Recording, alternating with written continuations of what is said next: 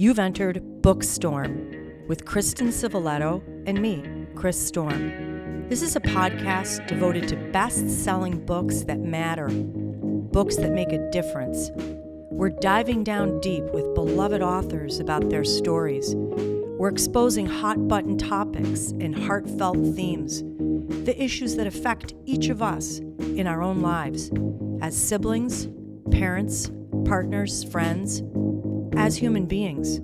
We're braving new ideas, fresh thoughts, hard lessons, and important truths. Those kinds of things that stay with us long after we turn the last page and close the book. Welcome back to BOOKSTORM, and guess who we have with us today? You have seen her on BOOKSTORM podcast before because we are huge fans of her best-selling book, Sold on a Monday, and we asked Kristina McMorris to join us again today because she has another book out that has hit the bestseller list, is a treasure, is a favorite of all readers. It's called The Ways We Hide, and we begged her to come on back on. She's like an old friend now. And Kristina, welcome back. Thank you so much for having me. I am. I feel like we're the three of us are friends. It's so nice to be back here. It's so good to see you again. And I want to remind our listeners, though, because we have a lot of new podcast listeners at BOOKSTORM, and give a little bit of Kristina's really amazing history.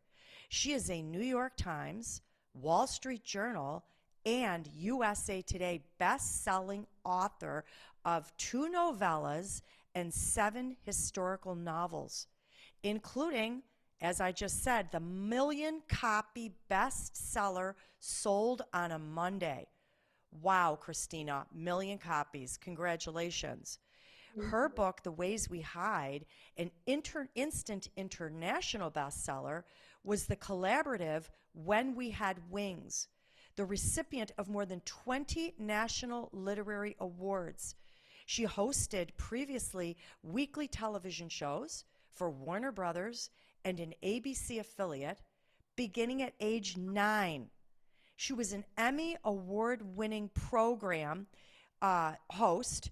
She owned a wedding and event planning company until she had her surpassed her limit for YMCA and chicken dance songs. I remember that from when we interviewed you last time.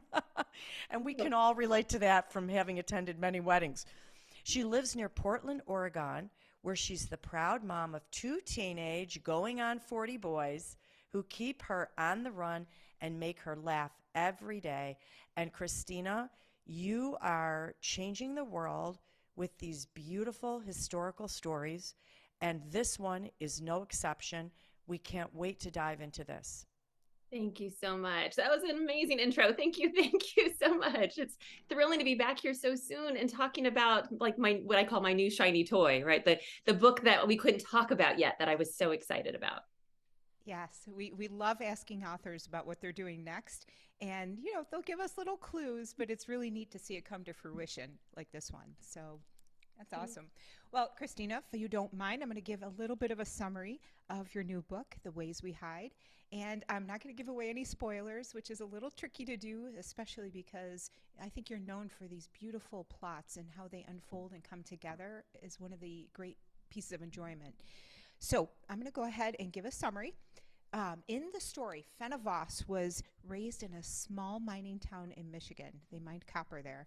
And she experienced a lot of hardship, and she subsequently learned skills to try to survive and cope with some of the things she experienced. And even as the Second World War rages, she is still trying to use some of those skills to cope stateside. Now, she is performing on stage as an assistant to an escape artist, but behind the curtain, she's really the mastermind of their magic act. And ultimately, it's something that gives her some control over her surroundings, and honestly, she is maybe ready for some changes. Along comes unexpectedly the British military intelligence. They want to put some of her skills to use. She is tasked with designing some escape aids and some other tricks that are being used to thwart the Germans. But at this point, she might be reaching kind of a breaking point, because she is now forced to decide between the loyalty she feels towards somebody she's known for a very long time, and some of the skills that she's being pressed in and put into service. She discovers that escaping one's past might be one of the trickiest things to escape as we go forward. Now, in this story, you deal with these beautiful themes of loyalty, of hope, and really also of how do we cope with trauma. And so with that introduction, did you want to add anything at all, Kristina?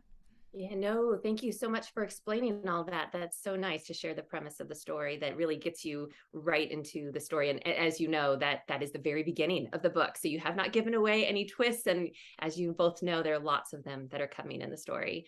I am so thrilled to, most of all, and I know that we will talk about this, there's so many true accounts that inspired this book that, as you know from the author's note alone, that it could have been 3 different books because each one of the research pieces could have been an entire novel.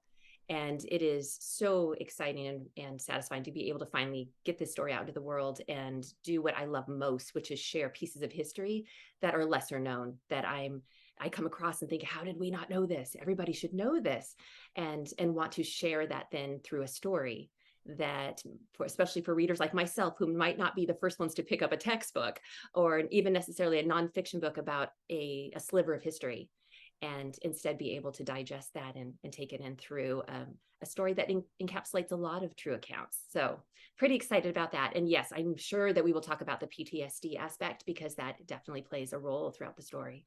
Yeah, absolutely. Well, if you're ready to brave the storm, Chris will kick us off. I can't wait to talk about this. And, you know, I've said it before that Kristen and I both believe there cannot be enough stories told about World War II. And your wonderful novel brings out an entirely different perspective that, as you said, I had never heard of.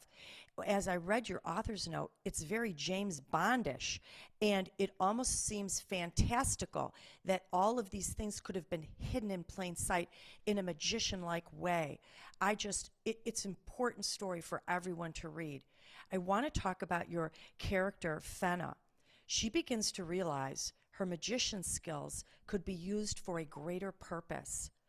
Ari says, I have to be a part of something as big as that, to do something that's special and lasting, something purposeful. You show to the reader that any skill, a talent, gift, can be used for a greater purpose, even in the smallest way. And I wondered if you could expand on why Fen needed this purpose so much. How about Ari? And maybe all of us in the real world need to know we're a part of something greater. Yeah, absolutely. I think that I would venture to guess we all share that thought. And I think for me, you know, very often, not for everyone, but for me, you know, parenthood is one of those things that I think you feel like, okay, this is, you know, it's something bigger than myself. It's something that, you know, that gives you purpose every day, even as you go through the hardest times of your life. And we know that from historical fiction, which is one of the things I love about historical fiction. People ask me, you know, why do you write that? And I think what I love about it, besides sharing lesser known facts about history, so they're not forgotten, I hope, is that we read stories of hard times like the Great Depression, like World War II, when people just like us, they were us in extraordinary circumstances that went through very hard, dark times, and to know that there's hope on the other side, that they got through it, and hopefully we can too. So that's one of the things that I love. And with Ari and Fenna, yeah, finding purpose, as you know, in the story, one of the things that happens early in the story, so that it is not a spoiler, is that there is a trauma that they go through that is inspired by a real tragedy called the Italian Hall disaster in Calumet, Michigan, in which there was a stampede that was triggered by a false cry of fire. And that for them, then they experience what today we would call survivor's guilt. I think in that they feel like there has to be a purpose here. There has to be a reason that I survived when other people didn't. And that really, as you know, is a driving force for both of them, especially Ari, throughout the book. Mm-hmm. It's just beautifully told, and it is something that every reader can relate to, because I think as you reach a certain age, all of us go through some type of traumatic experience, even maybe not as great as the one in this story, but we can all relate to that. And also we can relate to what do we still have after that trauma, that little bit of gift, purpose, calling, passion that can still help other people and bring us out of it. The growth of this character, Fen, was beautiful throughout the story.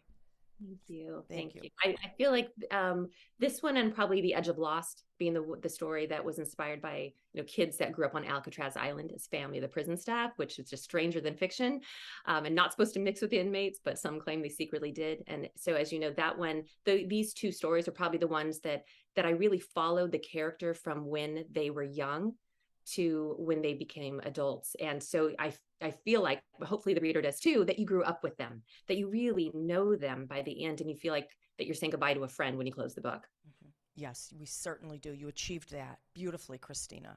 Yeah, definitely. In fact, I'd like to, if we could, dive in just a little deeper on some of these aspects of trauma.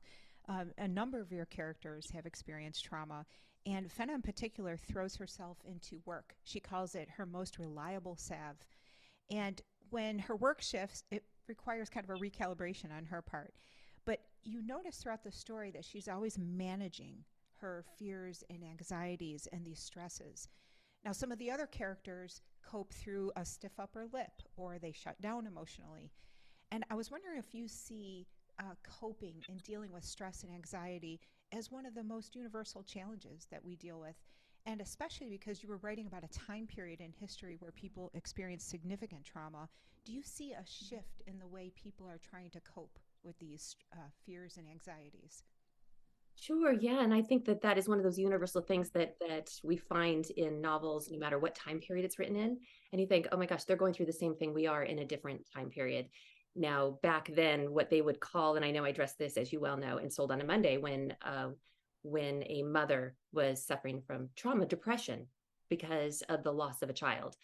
Now, back then, how would they know to deal with depression? They wouldn't even necessarily call it that, would they? It would be like she had the blues, and postpartum depression, of course, means something that nobody would understand back. They would have the baby blues back then. And PTSD being during World War II or World War I, and all of those would be considered battle fatigue. You just need rest. So I think that there's a lot more understanding of those things, which is such a great thing. I mean, goodness knows they did not give service members back then, thinking they need counseling or therapy. You just kind of pull up your bootstraps and keep going and compartmentalize it. And why so many of them didn't talk about their experiences to even their family members ever, but some of them until the end of their lives, when they felt like, that they felt their mortality and wanted to share that before they were gone. So I do think that we are sharing a lot of the same things from the past, except we now have names for them. I think that we have it's not a shameful thing to share those things. That, thank goodness, it's becoming, I think, less and less of having a stigma around things like depression, and being able to share with friends and others, and also seek help. So I think that is enormous.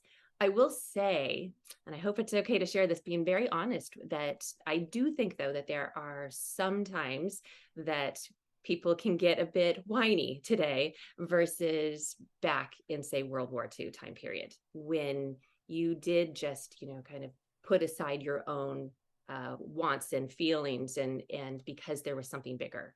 And I think there's nothing wrong. I think it's healthy to share struggles, no matter how small they are, with people that we care about, with loved ones, with someone you can trust, and find support in that. We all need to vent, even about the smallest things sometimes.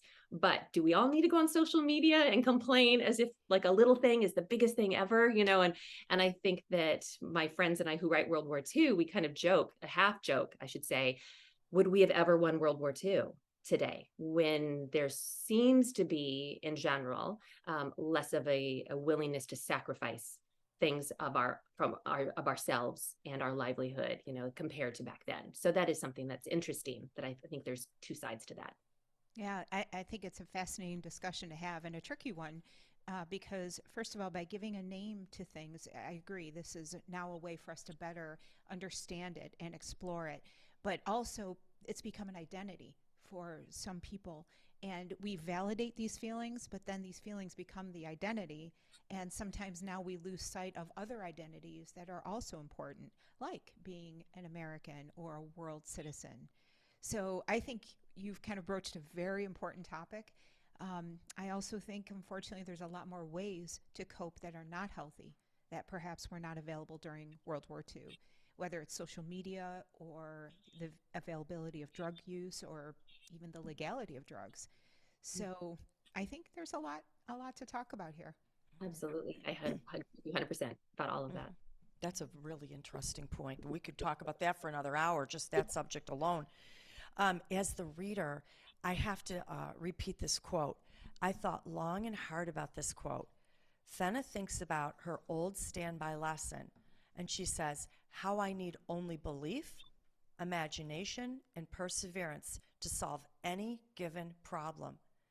This is true in the world of illusion and magic, but is it true in the real world? I want to believe yes. I do believe yes to a huge extent. That's been my philosophy throughout life. But even Fenna's story showed us that some things are simply out of our control. I wondered, as you as the writer who wrote this beautiful thought and this wisdom, what do you believe about Fenna's statement? Have you ever encountered this yourself in the real world? This belief that the mere belief, imagination, and perseverance can solve most problems? Yeah. So I think it's a great question. And I think there's both, right? So I think that I'm guessing that we probably agree on this. I think that a lot in our lives, I do believe that we can accomplish our goals. I would say the goals that we set out for ourselves. Being an author, and this is obviously on a much smaller scale than something like trying to overcome an obstacle during World War II. Obviously, we're talking about two very different things. But even something career-wise, that if I had just set out and tried to become a writer, having no idea what I was doing, of course, I was blissfully ignorant, sent out my query letters to agents. And once the rejection started coming in, it would have been very easy to give up. And instead, I just decided that I was going to get this book published one way or another and spread it around to other people, my debut letters from home.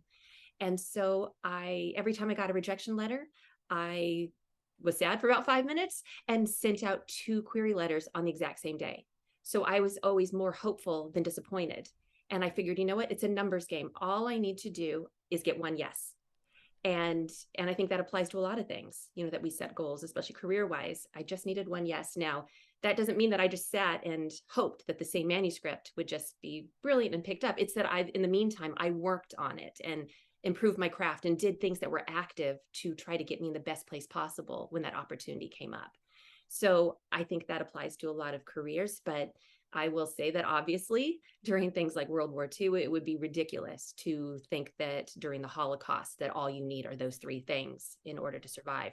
But you do need, I think, absolutely some perseverance and belief and hope and imagination, in order to even mentally survive the things that they did. So yeah, I think that, obviously there's a mix there, and there are circumstances that obviously could go completely against our control. And that would be, that would be embarrassing to say that all you need is those 3 things. But yes, I think that applies to a lot. I think it applies to so much. And we were talking about this before we started the show today, that we're both very big believers in that. And it's like you said, if you stay with hope, imagination, and perseverance, or belief, imagination, and perseverance, you're always going to have that hope. You're not saying, I'm just sitting here waiting for the same answer without doing something proactively to change my situation. But I think that's going to give the reader of this story a little hope in their own lives. To don't abandon your hopes and dreams, or if you're suffering, don't give up. You have the fortitude to say, I'm going to push through this. It spoke to a lot of readers, I'm going to believe, in a lot of different places in life. And I just love that little quote. Thank you for that. Thank you. And as you know in the story, there's so many places that Fenna could have given up and that we would not have blamed her given her circumstances. But then, she pushed on in a lot of things that I love hearing from readers saying like they gave that, hearing that, kind of reading that helped give them strength as far as thinking, okay, if she pushed on, then they admired her for that. And hopefully then that resonates with them too. Absolutely.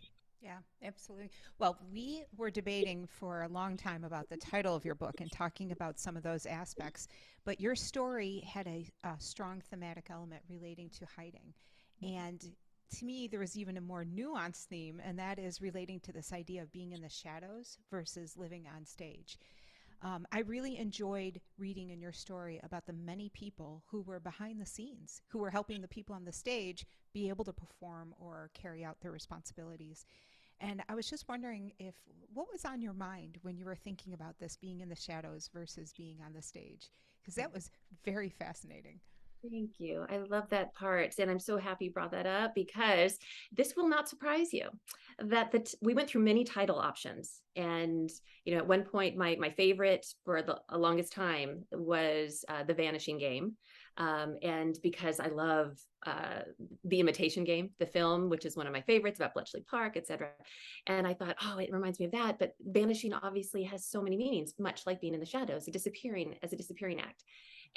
But then, it took me too long to write this book, and The Vanishing Half came out, and it was such a big book that my publisher very wisely said, maybe we should look at this title and think of something else. And so the next one that I loved the most that I came up with was Those in the Shadows. So it's so funny that you brought that up, because I thought that to me was very, very important throughout the story, as you know, theme-wise, physically, and then also just, abstractly. And it applied to so many things in the story, but there were too many other books that were coming out with shadows in it. And so publisher very wisely again said, do you have anything else? Now, coming up with just a title is not an easy thing to do, especially a story like this, that there is not just one thing that happens, that it's all centered around. So I thought long and hard. I brainstormed with my kids, and we came up with The Ways We Hide. Now, what's really fun about this, and I love that title, and I loved it so much. It was easy to remember, simple words, and I thought it sounded like one that had to already exist. So I did a search for it online, and we couldn't believe it did not already exist. It sounded like a book or a movie that already exists. So we thought, oh, I love this theme. Now, at the very 11th hour, right before we went to press, I was not going to put a dedication in this book, because I didn't think of one that was obvious to me. I had such a big author's note, such a big acknowledgement section already. And I reached out to my editor right at the last minute and said, oh my goodness, is it too late to add an acknowledgement or a dedication? I'm sorry. And she said, I think we can squeeze it in. She said, what is it? And I said, it's dedicated to Those in the Shadows.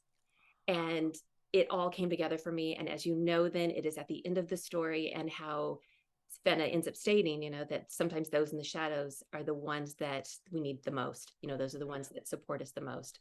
And it really applies to her life, and so many, I think, of our lives as well, the people kind of behind the scenes, but especially World War II in so many aspects. I was thinking about this, and poor Chris, because we talk about these things, and there's just some things that get in my mind. But one of them was this idea of women coming out of the shadows in World War II.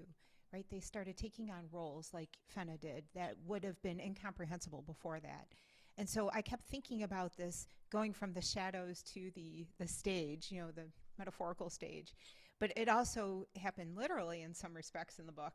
So it was just a really cool play on that theme. And I love that you were really thinking about those different applications, because we certainly were. Oh, I think every reader does, because in any war, most of the people that are fighting the war, we don't ever hear of their names. There's so many people on the battlefront, or even in offices, that are fighting these wars and protecting our country all throughout the world, and we hear of just the most famous of them or the most infamous of them. And it really gave a nod, I think, to all people, maybe even in all different careers, that work so hard and don't always get credit for what they do. And I just love that so much, really loved it. I want to bring this one thing up just because I want to tease our readers to want to read this book. In your author's note, I have to tell our readers this. Kristina talked about the ability to smuggle information and people through camouflage, magic, and hidden places, and it was fascinating.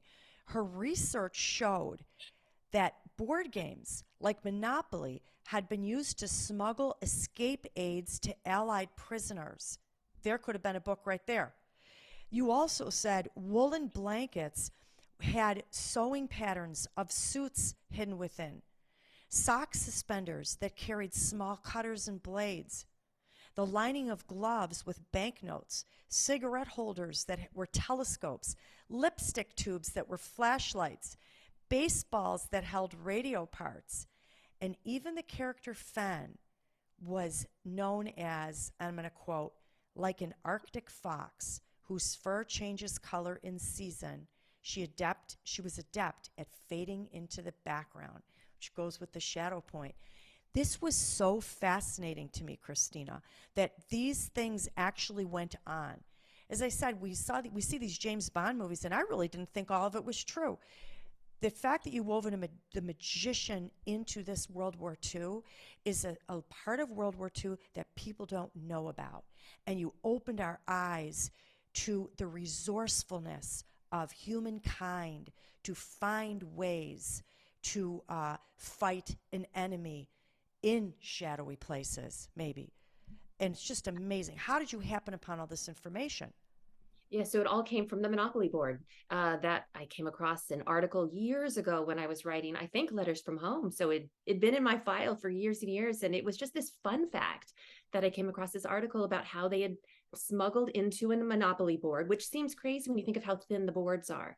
And yet they engineered it at the manufacturer over in Leeds near London. It was called the company called Waddington's. They had bought the rights from Parker Brothers for, I believe, about $75 back then. It was hardly anything.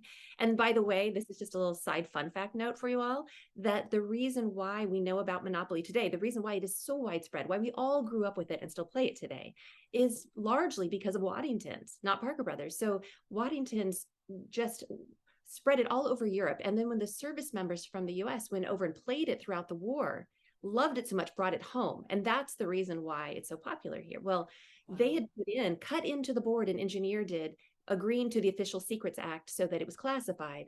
And he cut into the board 2 files, a compass and a silk map.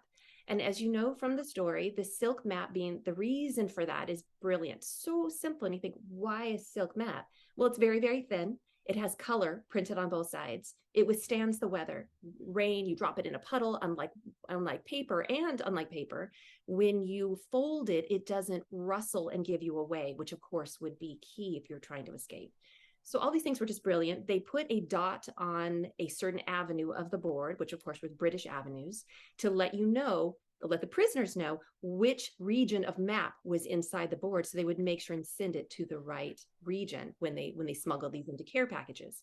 Now, you also know then from the story, the reason why, if your listeners haven't read it yet and are wondering, why would Germans allow these pastimes into POW camps? It seems too kind. Well, ironically, the theory is that the German guards were not stupid. They did, go through and search everything, but these things were very, very well hidden. So the things that they did not catch, it's because they thought, keep the prisoners busy with pastimes, they won't be busy planning escape, which there's a lot of irony there. So that's where the idea came from. And as you know, then as I researched more about MI9 and then discovered that some of the real historical figures, one of them, as you know, plays a major part in the story, which is Christopher Clayton Hutton, who they called Clutty.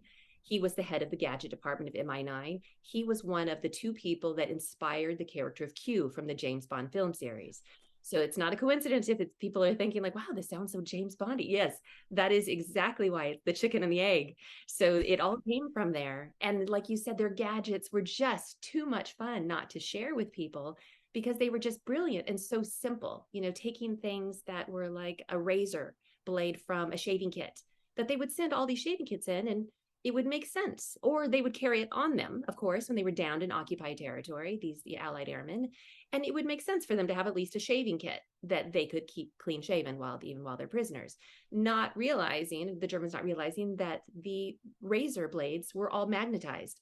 And they had a little tiny arrow at the center, and I own those on my website. You can see all the videos of all the gadgets that you've seen that I've posted.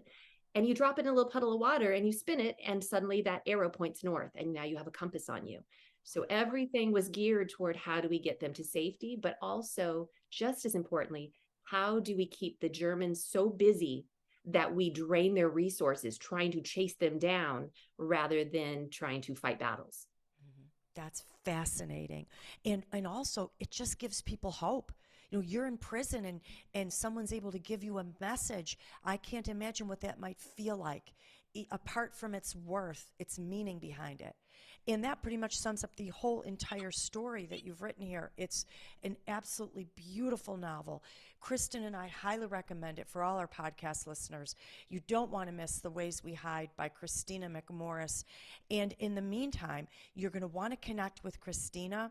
You can find her on her website. She has a great newsletter that you can sign up for there. And you can find her on Facebook and Instagram. And you know I'm going to ask you before we let you go, because I can't help myself, but what's on your radar? Can you give us a glimpse of what you might be working on? Absolutely. Oh my goodness. Yes. Okay. So got a couple plates spinning all at the same time. So I will say that even though I got to come home for a few days after, as you both know, that I had 18 flights in 14 days on this whirlwind tour for The Ways We Hide, got to come home and breathe for a little bit. And now I'm going to be heading out again. And there is another novel that I have coming out, a collaborative, as you mentioned in the beginning, called When We Had Wings. It's a lot of W's. And it is about the nurses who served in the Philippines during World War II. So speaking of a completely different aspect of something that I hadn't heard about before, they were dubbed the Angels of Bataan by the servicemen because they were so incredible of how they kept themselves and other people alive around them through horrendous conditions with every kind of tropical disease you can think of, starvation from the Japanese occupation, etc. And yet they were just absolute unsung heroes. So talk about those in the shadows who, when they came to the US afterwards, were told, do not talk about your experiences. I think the US government did not want it spotlighted that these women had been abandoned, along with, as we know, the Bataan Death March. So these women really did not talk about their experiences for a very long time in their lives until they finally came out with it, which is why I'm so happy that they stepped into the spotlight before it was too late. And we have lost all of them to this day. So Ariel Lahan and Susan Meisner, both amazing friends and also best-selling authors. The three of us wrote 3 different nurses that are friends in Manila right before the Japanese attack. And that comes out October 18th. And we're doing some in-person events and then also some virtual events. And we're really excited about that. And then I'll come back sometime and tell you about more. I've got a picture book coming out with my sister, who's an amazing artist, next year. And Amazon Original Shorts asked me to write a short story that's coming out for Mother's Day. So wow, busy. You are really busy. Well, I love this new story that you're bringing out with your author friends. And yes, those women are gone, but you're giving them a voice, and you're telling that story long after they're gone. That's a story that needs to be told as well. Thank you so much, Kristina. As always, such a pleasure having you with us today. Keep up the writing. I said in the beginning, you're changing lives, you're inspiring, you're writing books that matter, and Kristen and I thank you for that. Thank you so much. It's such a treat to see you both. And we'll get together hopefully in person one day soon. I'm around the country enough. I don't know how we haven't made this happen. We would love that. We would love it. We would love it. Thank you so much. Thank Have you a so great much. day. Thanks, you too. Bye-bye. Bye-bye. Yes, we've been following Kristina, which you can do on social media. She's been to 18 cities. It's a whirlwind. I love watching her. She's speaking at all kinds of places because these historical fiction books, like all fiction, but they really are books that matter. And it really does give a voice to unsung heroes and people that were in the shadows and these travesties and hardships that happened so many years ago that we can still learn from, I think, in a huge way. I wanted to bring up this one quote. Of course, we didn't have any more time for more questions, but her heroine, Fenna, also says this, which kind of hit me in a tough way. How naive of me, for even a moment, to view true happiness as anything but what it is, the cruelest illusion of all. And I do think this was at a time in this character's life where she was feeling down about past hurts and trauma. But Kristen, don't you think all of us at sometimes question in our own lives, whether we're during World War II or not, what is true happiness? What is it? Yeah, absolutely. And in fact, the fact that that character did ultimately survive that period where she uttered that statement, I think is really a lot of what Kristina is wrestling with this in this book. And that is, we have significant things unfolding around us, right? We still have to find happiness and deal with this and move forward. First of all, for each other, because we need one another. It's not an option to, check out, to leave, to just shut down. We can't, because that to me is the triumph of, a lack of hope And that's a very sad thing. So I really, really enjoyed this aspect of PTSD and how she was showing characters all dealing with this differently, because they were wrestling with hope versus trauma and coexisting and trying to reconcile what those two forces were doing to them. You know, I don't know. How did you? I love what you said. I absolutely love what you said. I thought back to my very first question to her and the quote from Ari in the book that said, I have to be a part of something as big as that, to do something that's special and lasting, something purposeful. Sometimes I think we look too much for our happiness within ourselves or within achieving one goal that pertains to me, myself, and I. And I think probably if we look back, some of our very most gratifying, satisfying moments are actually when we have served someone else and helped someone else. And I don't know if it's because it takes our minds off of our own problems, or maybe because it gives us this satisfaction of worthiness, of possessing gifts and talents and skills, and maybe fulfilling our purpose on this earth by finally sharing them with the world. I think satisfaction and true happiness can come from all kinds of things, and it changes on a daily basis. A marriage, a new grandbaby, a job, meeting a friend for lunch. It could be the smallest little thing. But I love what Ari says. I want to be a part of something purposeful. I want to make a difference. Just love that. Yeah, and I think it's too very interesting that it doesn't have to be something that is on a grand scale, right? This could be something where you are using your gifts and your abilities and acting within that sphere of influence that you have that really is satisfying.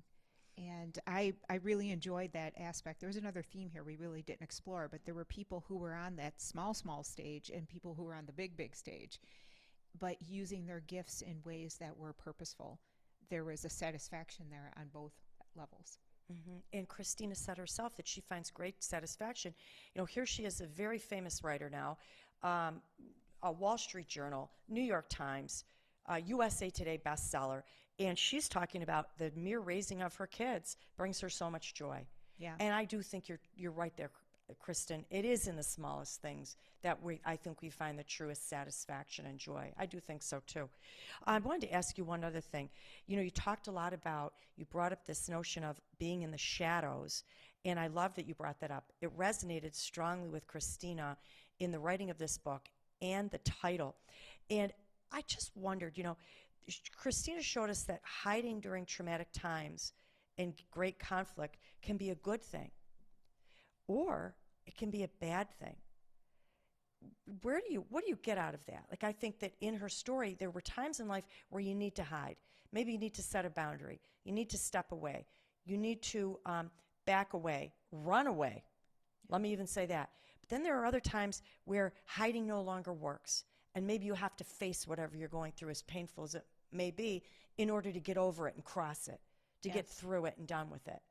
Yeah. And I kept thinking about in the shadows, a lot of what we're doing is preparing ourselves. We're steeling ourselves. We're processing what has happened to us, coming to terms with it, and allowing ourselves to then take that next step of action.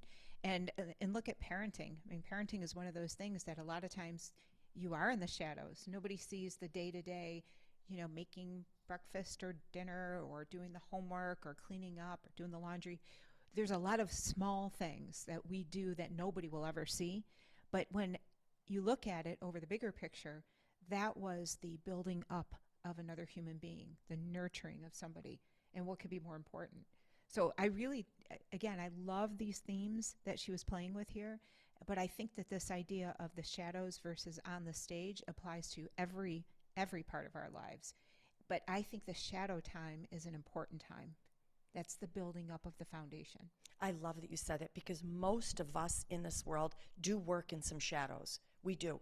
I mean, we get out there in the world and we have a voice as much as we can, but a lot of what we do is done in secret. Office buildings, construction, you know, whatever job you may have. You do a lot of things without the recognition, but if you look at the big picture, you are contributing to society. Somehow what you're doing is helping someone. And it's sometimes good to step back and say everybody doesn't have to be famous.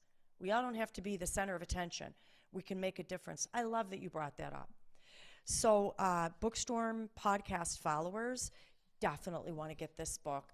It is an eye-opener. You are going to look at things different after you read any of Kristina McMorris's books, but especially we love this new one, The Ways We Hide. And we want to leave you with a few storm predictions to pique your interest.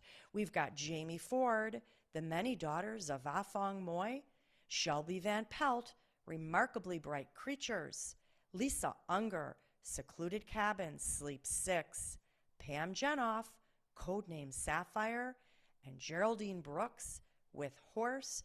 And before we go, little shout out to you-know-who. You know his name by now. Check him out on YouTube. The incredible Mr. Mark Carey. There he is. Hope you guys enjoyed today's show, and we're going to see you next week. And we did. Thanks to you, Mark.